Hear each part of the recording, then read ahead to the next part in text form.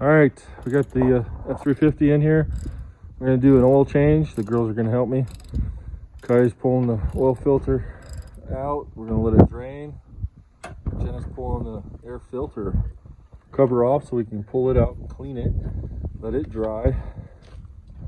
Then we're gonna put it up on jack stands, rotate the tires, check the brakes, grease the front end, and once we're done with that, we'll probably push it back a little bit further, and I need to install an oil catch can and replace the starter.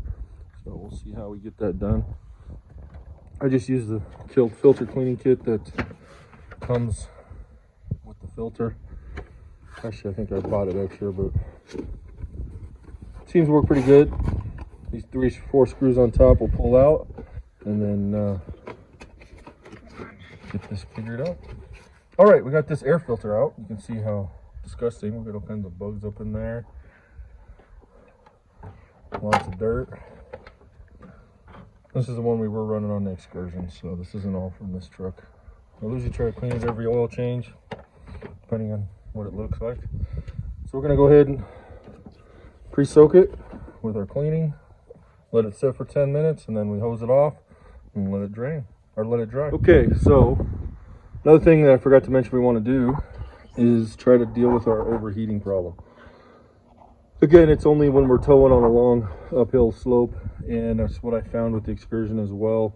For some reason, the computer does not kick the electric fan clutch on until it gets up to like 230 plus degrees, which is way too high for me. So my plan, eventually I'll still run a switch into the dash, but I wanted to try something that was less user input, just automatically did it. So I got one of these, and this is like 44.5 millimeters diameter, so it should fit this hose. And this is a temperature switch, so it should close at 210 degrees and open at 195. So I'm going to wire this in to my fan wire that I have here, tied into the blue wire to the fan. I'm going to wire this in, and then there's a little lead here. It comes with the ground screw, so I'll run a wire from here to a good ground, so probably like right around in this area, depending on what I figure out. Could take it straight to the battery, I guess. And then I'm going to mount this, I'm thinking right here. Got a short stretch, so this will be coming out of the radiator. So the water coming out of the engine, if it's more than 210 degrees, which the thermostat opens at 191 on this, I believe. So as long as the temperature of the engine stays below 210, it won't trigger the fan on.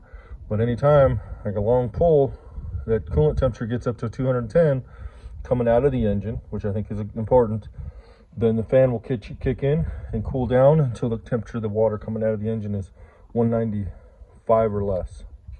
So we're gonna see how it is. I wanted to test this theory.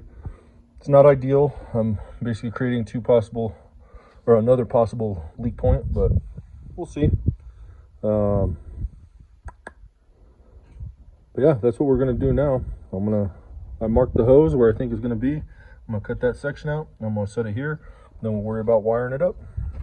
Okay, so we got our adapter installed. I'm gonna get some better clamps. We put a little piece of hose here. Here's our wires that we tied into on the fan connector.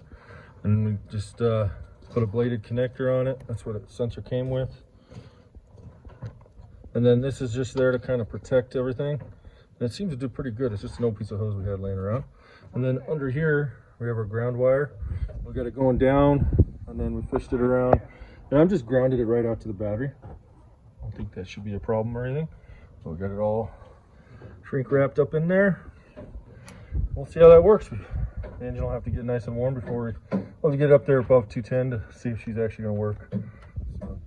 So, like I said, we'll get some new hose clamps. Probably try to get some spring clamps. I like the way those work better, or at least some little higher quality. That's one thing about this little fitting that came with it. Other than that, so far looks good. We'll see if we get any leaks. If Filter's still draining, we're good there. We'll pull the dipstick up a little bit, let it vent.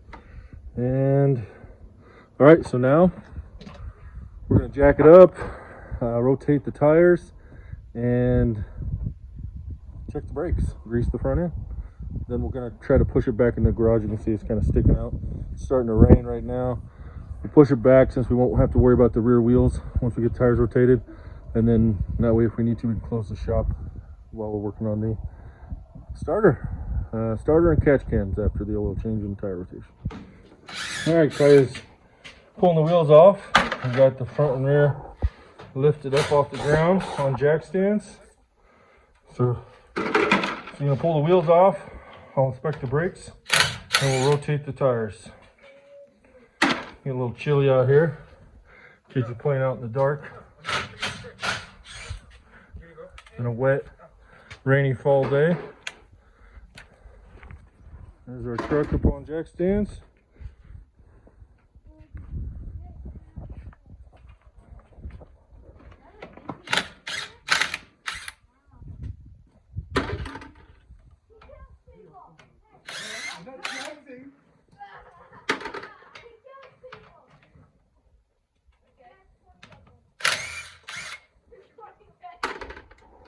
Okay, so this is the rear. We can see we got plenty of pad on there. So feeling good about the rear brakes.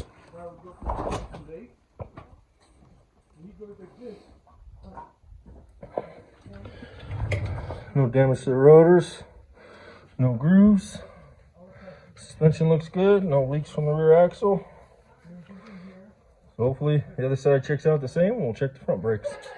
A quick, easy tire rotation. All right, checking the passenger side front. No damage. Got some more miles left on there. At least another oil change, I'd say. The brake pads. I'll plan on getting new brake pads on this. For the next oil change or so. I am going to be replacing the steering dampener. Right down there.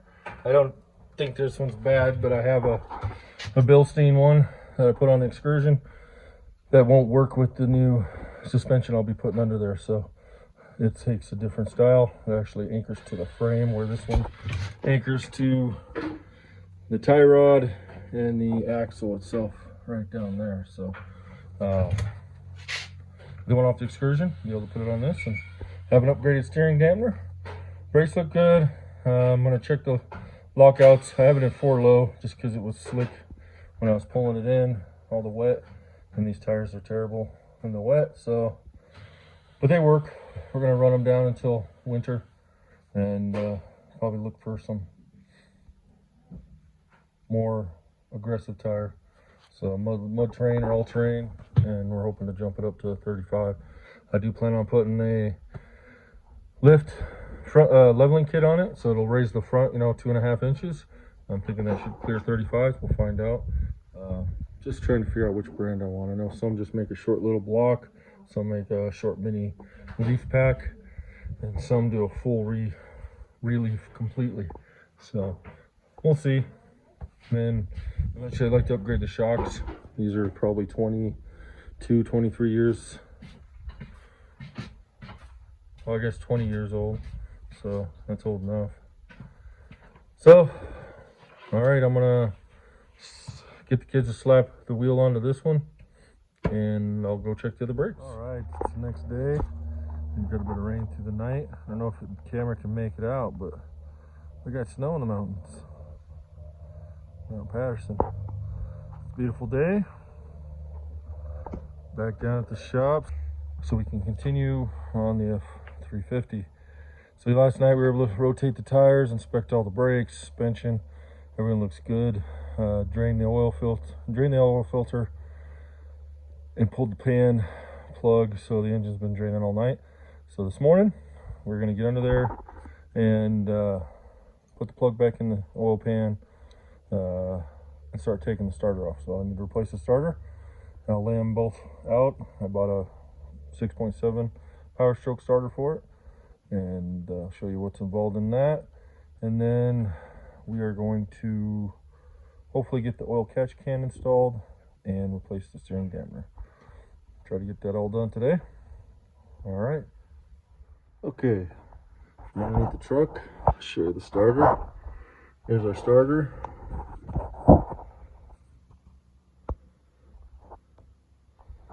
Got two wires. One's held on by a number 10 nut, and the bigger one's a number 16 nut, and then 3 bolts. You can see two of the 3 bolts, this one here and that one there, and then the other one's up behind the solenoid. So we'll get the wires disconnected. Actually, I'm gonna go disconnect the battery just so I don't short nothing out, and so we're gonna disconnect the wires and then go from there.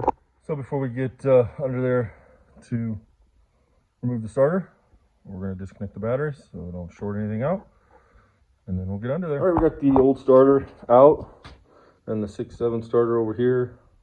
Pretty much looks the same. You can see it doesn't have that snout sticking out on the Bendix gear. The distance from here to the mounting surface is the same. Check that. This one has a little bit more reinforcement, I guess you could say, on the ears. This one is a number 16, that's what I mentioned earlier in the video, but this one, when I pulled it off, was actually a number 15, so keep that in mind. To swap these out, you'll see that this hole is bigger. And the other, you got the two here, this is the bigger bolt on the 6-liter. And I think the 6.4 is the same way. So on the 6.7, you'll use the 2 smaller ones, and then you'll need to get another 3rd smaller one, and this is the size of it, M8 1/4 by 40, and then you'll need a bushing, and the bushing just takes up the slack in the transmission bell housing where the bolt goes through, so it doesn't wobble. But that's it. It should just bolt right up, and we'll see how she works. All right, we got the starter installed. Went ahead and tested it by disconnecting this piece here and grounding it out to my battery terminal here. She cranks over good, so we're all set there.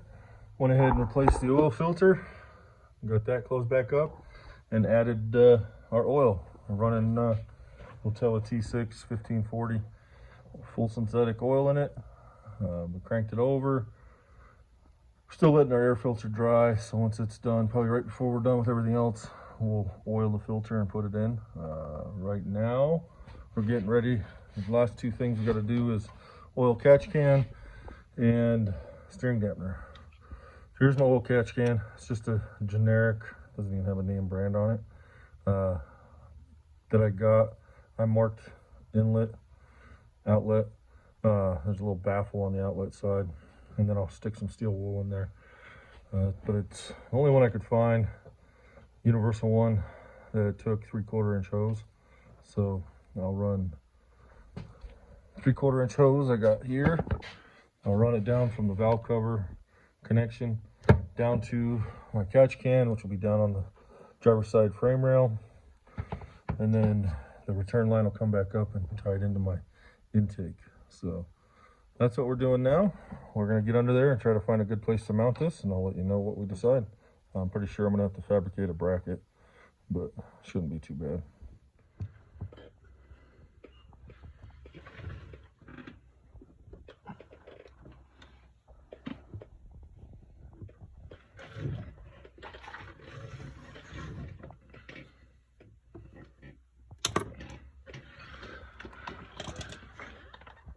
I can't get it. Okay. Okay, so we got the oil catch can installed. Okay, now we're able to make, we had an old bracket laying around. I think it's for an old factory air intake on the 03 early 03 and 04.5 Powerstrokes, but it worked good. We were able to bend it a little bit so it goes right over that parking brake cable. We used one of the transmission cross member bolts, so it's plenty strong enough, no vibrations. We got our This is going to the intake. This is coming from the valve cover. So it'll come through, down the valve cover, separate, and then come out back into the turbo. So we got it ran up there nice and tight. There's plenty of clearance between the parking brake cable. She goes up to the top of the frame there and then fishes its way up. So we're going to take this thing back off jack stands and finish the connections up on top. All right, went ahead and pulled off the steering dampener. Super easy. You can see that's the one that's on there. This is our Bilstein. This is the one that was on the Excursion, but it won't work with my new suspension axle setup we're going with. So we're going to use it on this one, and I think it needs it. This one doesn't rebound on its own, and you can feel the difference. This one's a lot stiffer. It's a larger diameter. The body is. She even looks a little bigger. So we're going to get this swapped out and see if that improves the steering. Probably don't expect much, but at least we know the steering dampener is working right. All right, ready to take it off the jack stands. Figured I'd let you see. We got our Bilstein steering dampener installed. So the only thing we got to do is finish up the oil catch can setup up on top of the engine. So we're going to take it off the jack stand so we can work on a little easier. All right, I think we're finished. This is my prototype, I'm going to say, for my oil catch can. You saw how I got it mounted down below. This is the hose coming out of the valve cover. You can see I used the fitting that came out of it and took the hose off and was able to heat up my 3/4 inch heater hose onto it. And then that goes down. I routed it down into my crankcase. I'm sorry, I routed that down to my catch can. And then it comes back up, hose here, but I couldn't, we had some trouble. This is the fitting that came off of my original, the other end of the PCV connection that goes to the intake. So I wanted to use it because it seals up nice in the intake, but we couldn't get this heater hose onto it. But I had some 3/4 inch silicone, high temp silicone hose for a different project. So I had that laying around and I was able to heat that up and it slides right onto there. And I just tied it into my heater hose. I think I'm gonna redo it. Once I come up with some fittings, when I do the Excursion, I'll try to improve upon the design, but this will give me a chance to test it, make sure my catch can works. You want your hose that's going down to the catch can not to have any low spots. It should be a steady decline down into the tank, otherwise you could ice up. There's moisture in this, there's water vapor, lots of nasty liquids and grime. That's what coats the intake, your intake and your turbo, and oil residue. It eats up these boots. So hopefully this helps reduce that, extend the life of it. And then coming back up, we have a little extra here that we just got tied into. We got a splice right there because we want to play around with it, kind of see how it sits with my intake. I'm using an S&B intake, cold air intake, so it allows me a little bit more flexibility. But so far it works good. As you can see, it's pretty tight on this side of the engine. I mean, it's just tight, period. I'm gonna try maybe with my Excursion come up with different fittings. It'd be nice actually if I could just come out and like almost like a 180, come out, down, straight down the valve cover here instead of coming across, and then drop it down to the frame rail. And then for the one coming up, still working on that. This blue hose, really, I like the way this blue hose works. It's less apt to collapse too. It's a little bit more reinforced, where the heater hose, I'm kind of concerned any kind of radius turn, it could collapse under heat. So we'll see, because this is under a slight, not a hog vacuum, but a slight vacuum pulling through the turbo. But we'll see. Got the filter oiled. We're supposed to let it sit for 20 minutes, I think, after you oil it, and then re-oil any patches that you might have missed. So I think that's it.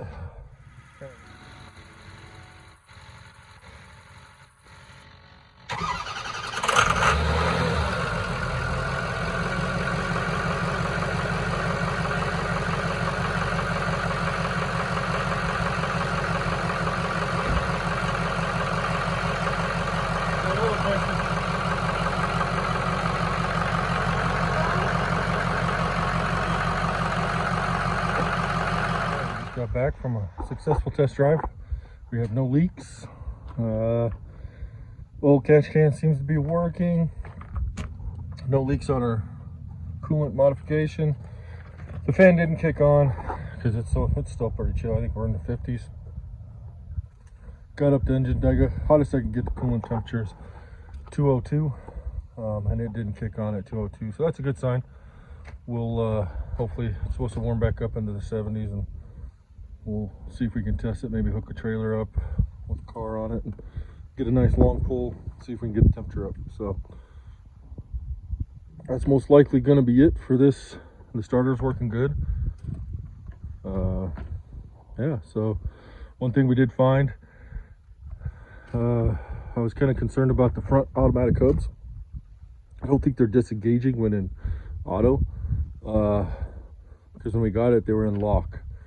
We fixed the vacuum leaks, but I had it in full drive, low range, and trying to get out of the garage. There's some oil antifreeze on the floor, so the tires just spun, and you could hear the front grinding in the hub. So I'm gonna order some hubs, see if I can find some. We'll have to change those out. Other than that, that'll be the next project on this thing. And I think we're gonna call it. That's gonna be it for this video. Thanks for watching. See you on the next one.